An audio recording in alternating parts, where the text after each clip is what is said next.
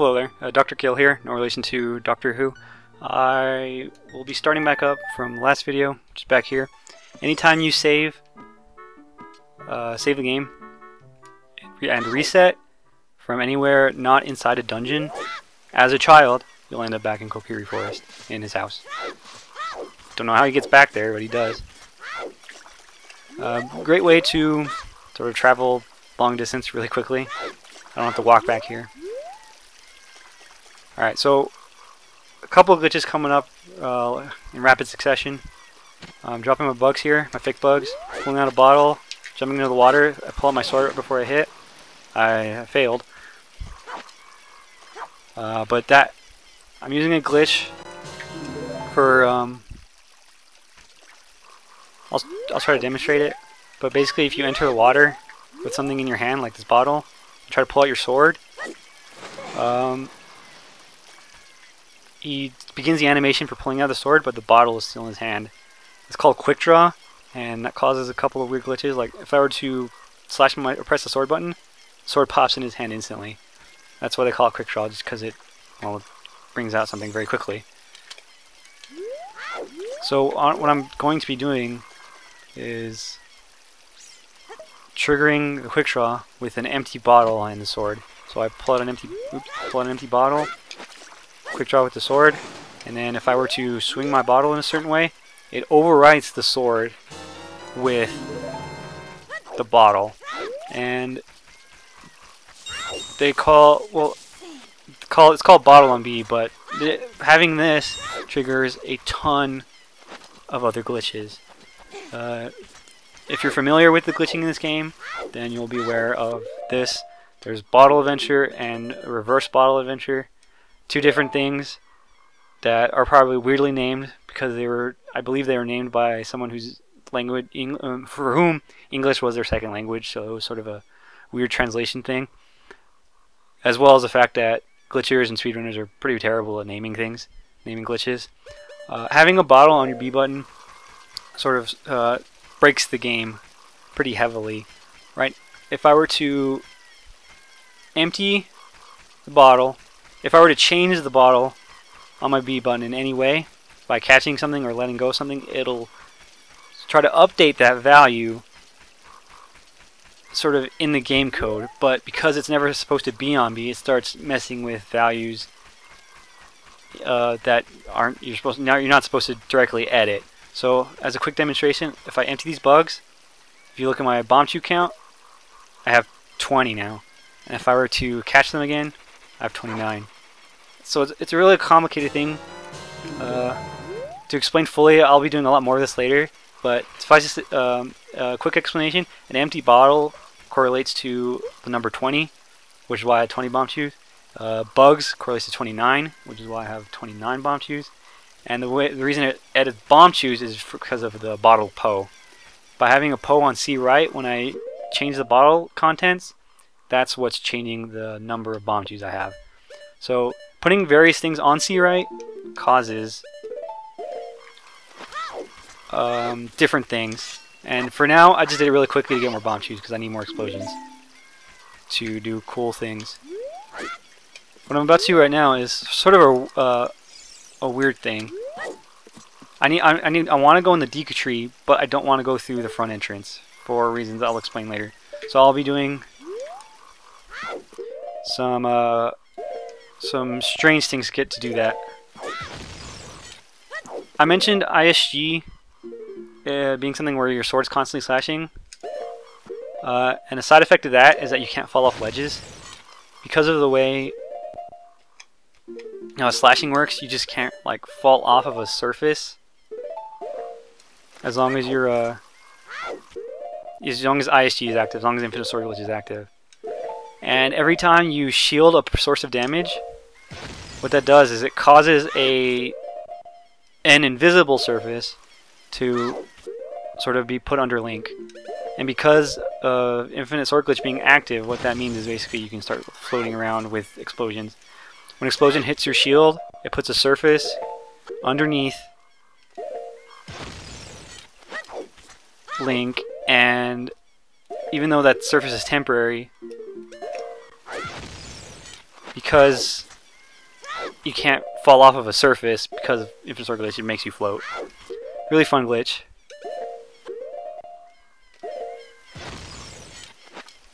Okay, so I did this to get up here. So now I'm on top of sort of the forest. Obviously, you're never supposed to be up here.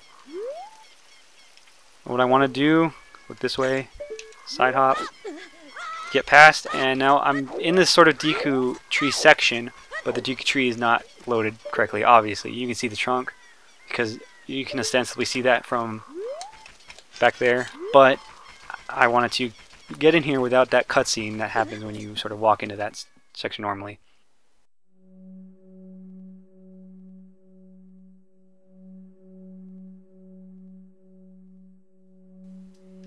Okay, so now I'm in the Deku tree, and I'm not here to actually finish the Deku tree. Like I said, I want to do child stuff as adult, and I will be coming back here as adult to beat Goma. I won't be stepping into the blue orb and finishing the dungeon, because I'll be using that for something else, along with the cutscene that I skipped with Bombchus. Skipped by going up out of the level and stuff. I need both of those things for a later trick, a very complicated trick that will help me do something as a child. So I need to sort of leave those alone. But I am here for a completely different reason, for something that's kind of funny to get as a child in the Deku tree. And it is an extension of the trick that I did in the well, where I got the stick for the first time. I'll be doing that again, but with Deku nuts. As I said before, it works with stick or Deku nuts on Virtual Console. It does not work with either of those on N64 or on emulator.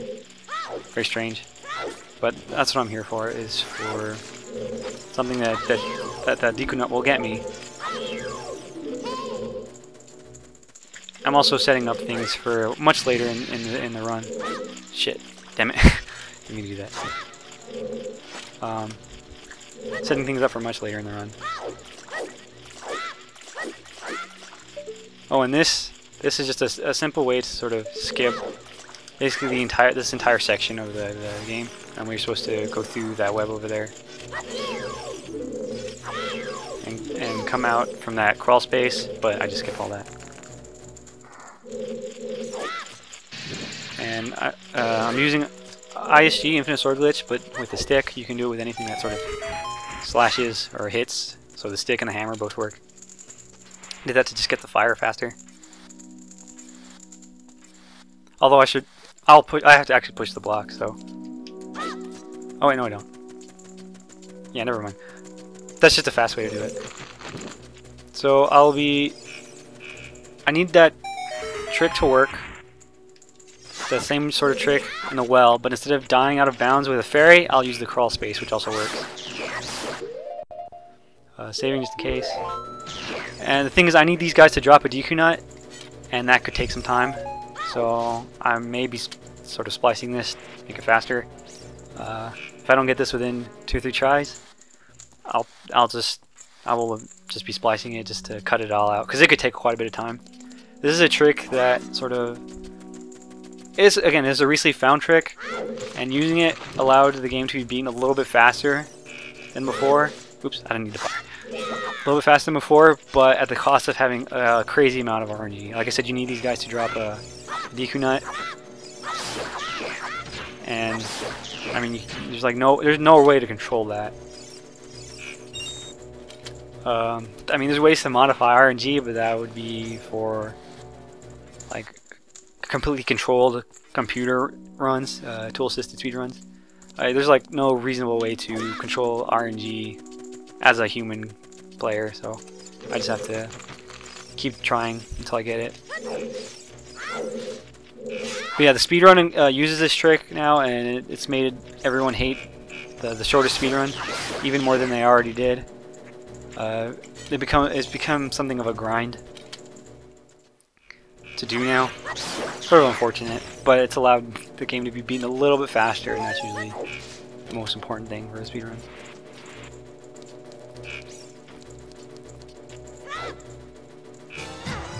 Okay, so I finally got it.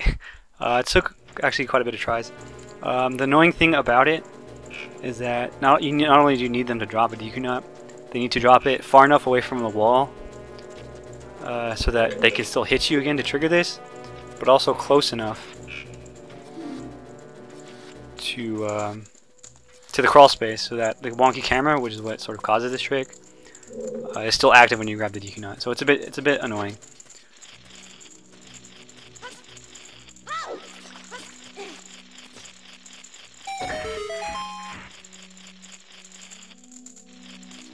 But I have it. I stand in front of this chest, and when I jump into the water, it says I got, well, the compass. Well, I don't want the compass, but it didn't actually give me the compass. What it gave me is light arrows. Light arrows. So, in the very first dungeon of the game, using that silly little trick called Game or GIM, you can get basically what is supposed to be the last item you're supposed to get in the game. Pretty funny. That sort of was one of the first like important things I ever found.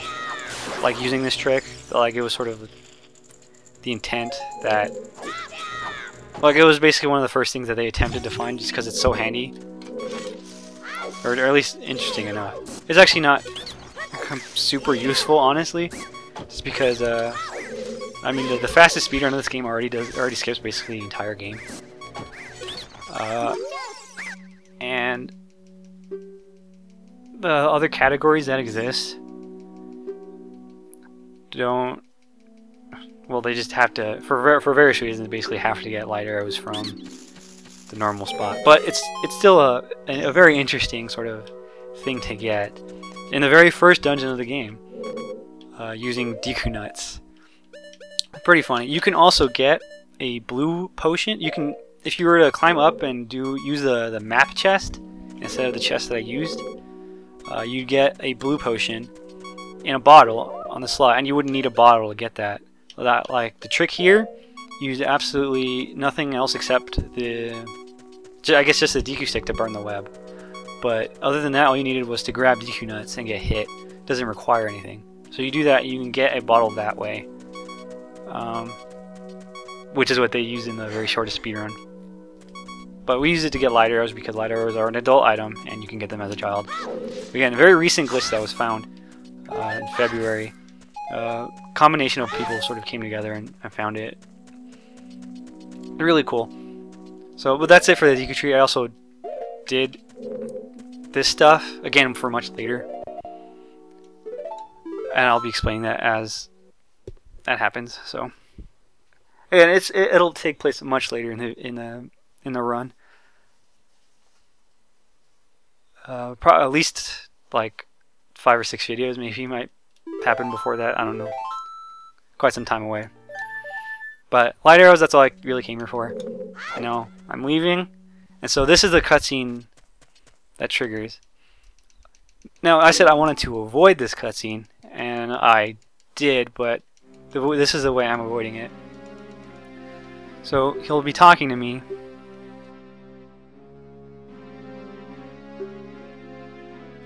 It's typical DQ tree stuff.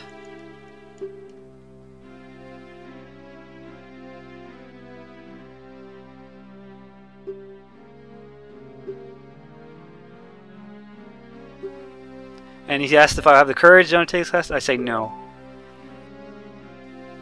And then he just lets me go on, and the DQ tree is still closed. And that's sort of the state I need. I can just activate the cutscene again by going up and pressing Z. Now, see, despite playing this game quite a bit, I had no idea that you could do that. And I only know about that because of Fairy Fortune's Ocarina of Time Blind LP. She did it for shits and giggles, but it actually sort of helped me route this silly LP out, so thank you for that. Pretty funny. It was actually something I was worried about for a little bit because I need to have that cutscene there. I need to have some kind of cutscene to use, but I also wanted to get light arrows really early on, so it ended up working out really well. And I talked to Mido in reverse. So the DQ the DQ tree is still closed. So it thinks I sort of thinks I haven't gone in there, even though I have. So a lot of very sort of strange circumstances that I set up here.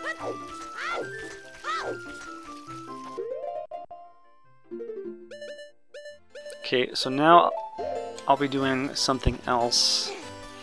I'm gonna be going through the Lost Woods. I'm finished with the Deku Tree for now. I'll be coming back again as an adult to beat Goma, and then I'll come back again later for all that stuff that I keep alluding to. But for now, I'm going to go beat a different dungeon first.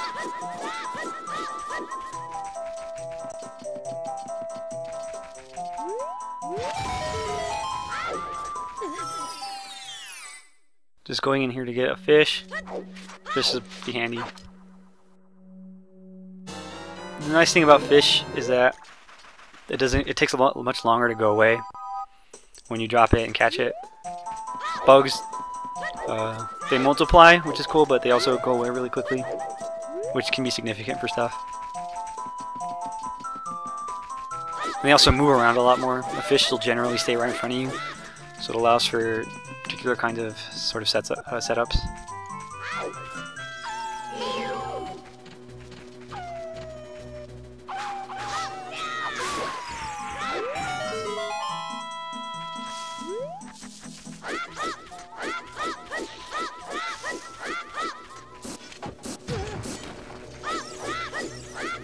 I'm going through the Lost Woods. Oops. Very badly. Dang, you got me. That was a good shot.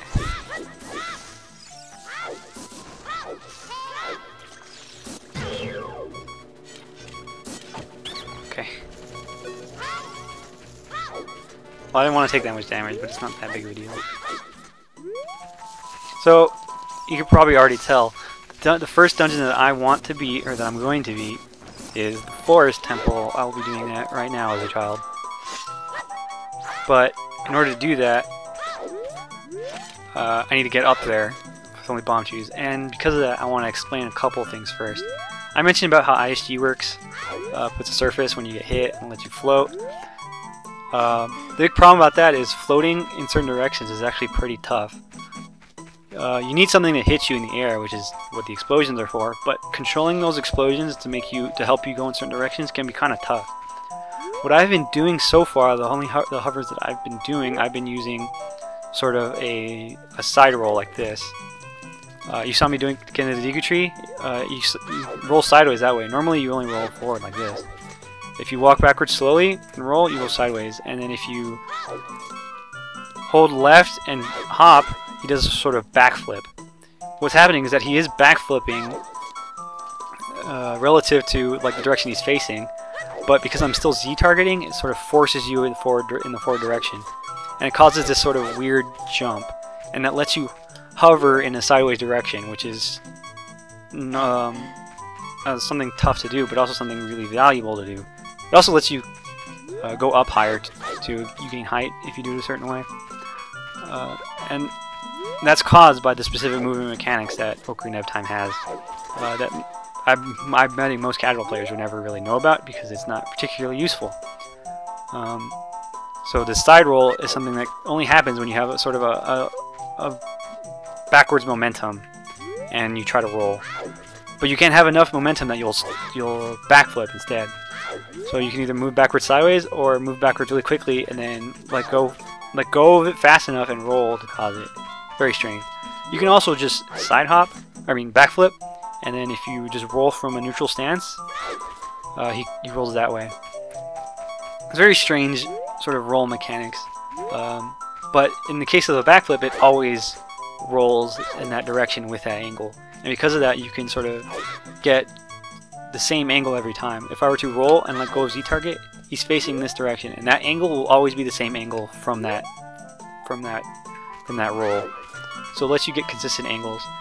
You can even do a side hop and a roll, and that gives you a sort of like a 45-degree roll. It's a little bit less than that, I think. But because of that, it lets you get specific angles that are the same every single time, as well as being in the same position as long as your starting point is the same. And that in combination with this, where if you're up against the wall and you Z-target, it sort of forces you flush against the wall.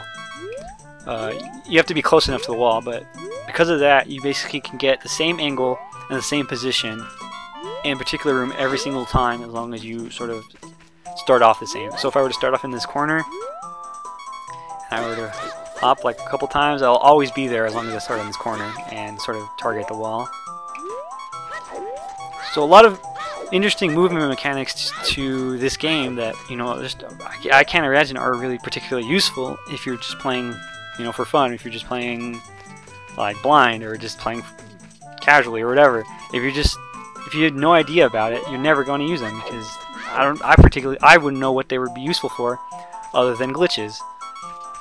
So it's an interesting sort of mechanic. Again, mostly helpful for, in this game, in Ocarina, for getting specific positions and angles for tricks, as well as for doing specific hovers for specific, you know, going up and stuff, or for floating upwards with explosions. So a lot of interesting movement mechanics. There's even one I used earlier when I was getting the hook shot. If you pull out your slingshot, if you just backflip from the wall, you go pretty far. But if you pull out your slingshot and fire while you're backflipping, your backflip is much shorter. So as you can see, I'm much closer to the wall when I did this. So there's all these movement mechanics that have come together to create actually a pretty wide variety of ways to create what they call setups, just ways to get yourself in the right position and angle so that you can do the tricks consistently. It's actually quite robust, and I just thought this would be a good time to sort of explain it all. As I said, I did use those rolls for getting into the Deku Tree. I did this little number here in the graveyard when I did that slide. So it allows you to get kind of interesting positions. And for here, what it's going to do is get me in this position, roll. Oops, okay, I screwed it up. But I'm basically using it to get into Forest Temple much faster, or I should say get in with less explosions.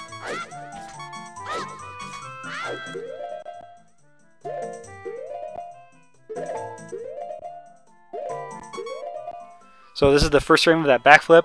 On this first frame, I can pull out a Bombchu shield, and that gets me the most height in that particular sort of hover. If you pull out the if you're hovering and you pull out the slingshot, it sort of resets the camera so you can see yourself easier. Shit, dang it, screwed that up. So the reason I'm pausing so much is because it's not necessarily super obvious, but this trick is frame precise. Both the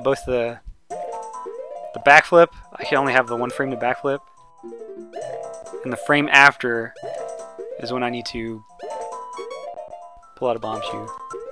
So right here. You can do this without pausing so much, but it's pretty tough. And the trick is precise enough that if I mess up one, I won't be getting in. So, and I still have enough Bombchu so that mistakes aren't super a problem right now. They're not a big problem right now. I can also do that trick where I basically wrote in more Bombchus into my inventory. I can just keep doing that.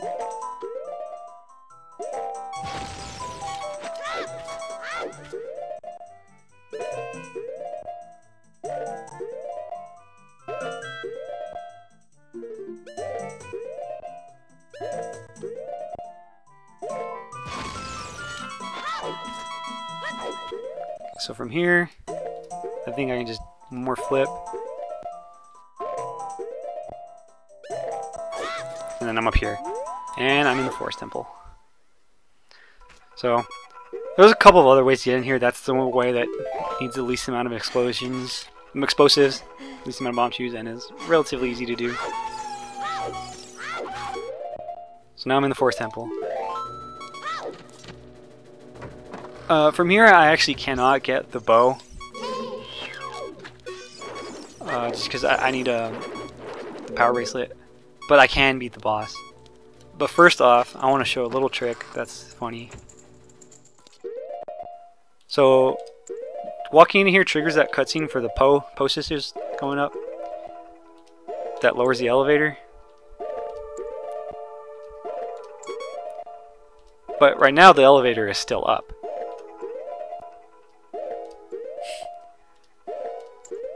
But if I were to use my fishy friend, if I were to try to catch it fast enough, what happens is that it's catching while the cutscene's happening. And doing that causes it to sort of eject you back out of the cutscene, but the cutscene's still happening. So what I could do is actually step into the elevator here and go down. It's actually not useful for what I'm doing right now, but I wanted to demonstrate it. Pretty interesting way to get in here. Actually, not super useful because while you can get to the boss door, you can't open it. You need the boss key. But in the speedrun where they get 100% or they get all the items, they do that to get this Skulltula much faster. So, interesting little thing. Just interrupting the cutscene by catching a fish, which is just another cutscene, is what causes that. And that's sort of the most useful spot, I guess, to do that. You can do it at a couple other spots, but it's not useful. Quick note: there's supposed to be a Song of Time block here, but for whatever reason, all the Song of Time blocks that appear as an adult are just not there as a child. I don't know why that is at all. I don't know if anyone actually knows. But for whatever reason, all the Song of Time blocks in adult dungeons or what have you are just not there as a child.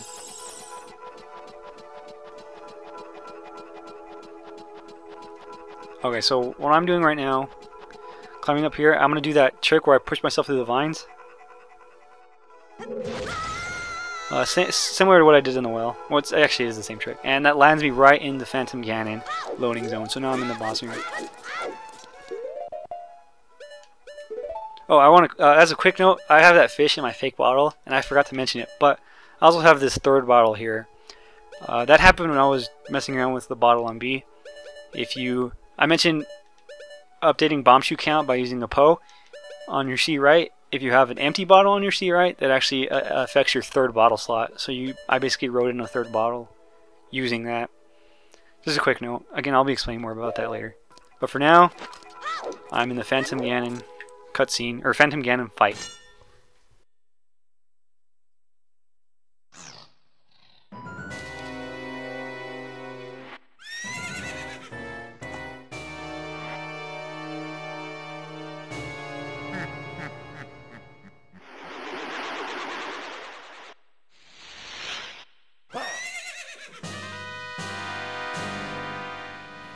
So this fight is sort of actually the biggest reason why I needed the slingshot right now.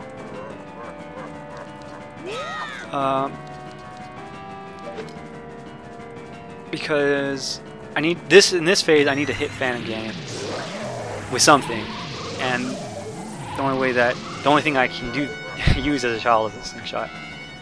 The strange thing about this game is that the slingshot is actually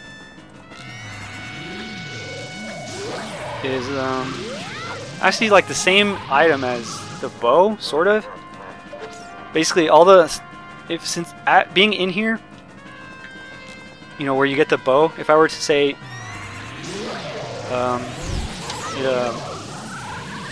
hit a pot with arrows or something, instead DQCs would come out. The game sort of sees arrows and the bow as adult to be equivalent as the DQCs as a child.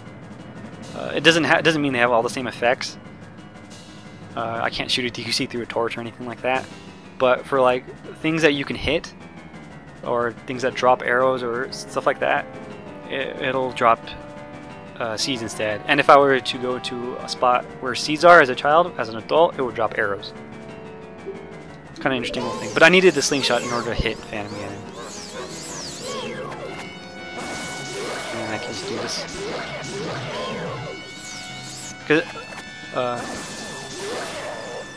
I'm using ISG to sort of hit him really quickly. And another thing about Infinite Sword Glitch is that the damage it does is the same as whatever the last attack was that you used. They call that power crouch It's it's called power crouch stabbing because ISG is triggered with a crouch stab, and just all the crouch stabs work the same way, or work this way. But their attack power is the same attack power of the attack used before. So I jump slash with a DQ stick, which does more damage than the sword. But I keep that damage in ISG, even if I didn't have the DQ stick out. So it lets you do damage much faster for like pretty much every fight.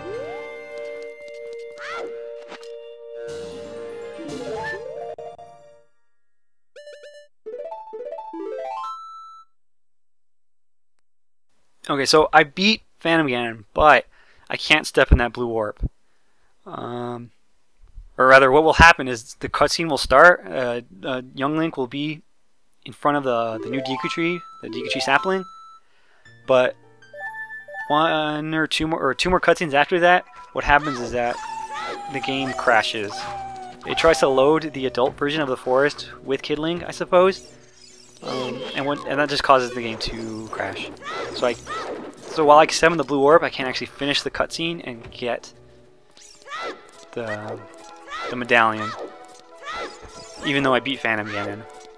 And I need to beat the dungeon in order to trigger the biggest effects. The reason why I'm doing this dungeon so quickly is because I can, for one thing, but also because this is the only time I can do it. If I were to go adult, you have to beat the Forest Temple in order to go back as a child, which means I wouldn't be able to do it as a child. I'd have to, so I have to do this before I go adult.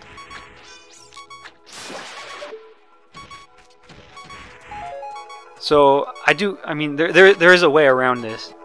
I can actually trigger beating the Forest Temple without watching the cutscene, and that's what I'm about to do right now. That's what I'm setting up. It's a pretty precise trick, and it's also a lot of tricks in a row. So I'll try to explain it quickly. But the first thing I'll be doing is I'll be landing on part of the blue orb, but I won't be going into it. I'll be able to move around, and that's because of this right here. What happens is if you have a bottle out and you flip or you jump, press the bottle and then press like sword or something, it tries to play a cutscene. It knows it's supposed to play cutscene because you press the bottle button. It wants to play dropping out whatever item you have in your bottle. But I switch to the sword right after I do that, so it tries to play a cutscene on the sword instead. But the sword doesn't have any cutscenes the way the bottle does. So what that happens is it causes it to default to sort of a default cutscene, and for whatever reason that cutscene is Ocarina. So it lets me play the Ocarina even though I don't have one in my inventory. There's no Ocarina here. I guess I should have played some notes, but it would have played notes, and it works fully as an Ocarina. So doing that against the blue warp here, sort of lets you move around, and if you sort of kill yourself in a certain way, while the blue warp is going, what happens is it sort of triggers the blue warp and the cutscene that happens, but you essentially mess with some of the variables and the thing is trying to do, and it basically it causes you to skip the cutscene. There's also a lot of other effects. Let me do it real quickly and then I'll explain it more, because this is actually a very intense trick. So hold on a second. So I land here. So I'm playing Ocarina.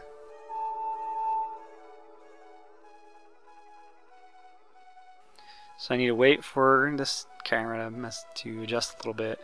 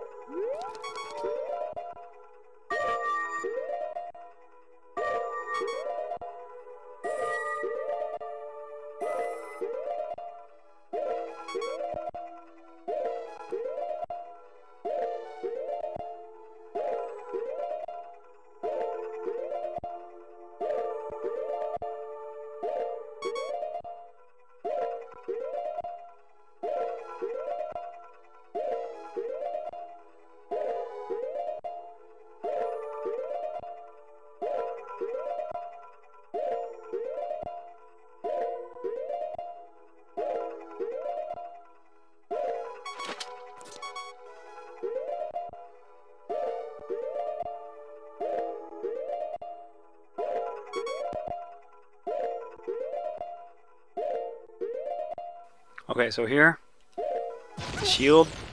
I'm dying, but the blue orb is still going. There's a specific timer that it uses, and I'm basically dying at the same time that timer ends.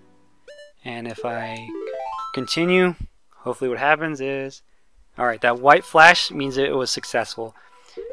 And as proof, here is the forest medallion. So the game thinks I have beaten the forest temple, and I mean it is correct. I've beaten it.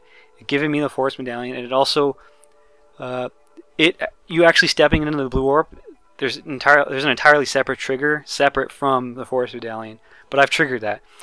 This game understands me to have beaten the forest temple in pretty much every single way that it can tell. So that would be sort of my first end goal here. Or my first dungeon is beat, forest is done as child. Pretty easy. Well, that trick right at the end is actually a lot of frame precise things, which is why I pause so often, but it's still completely doable. Much easier on Virtual Console because of the faster pausing, but it's possible. So that trick that I did is incredibly complicated. A lot of stuff to it.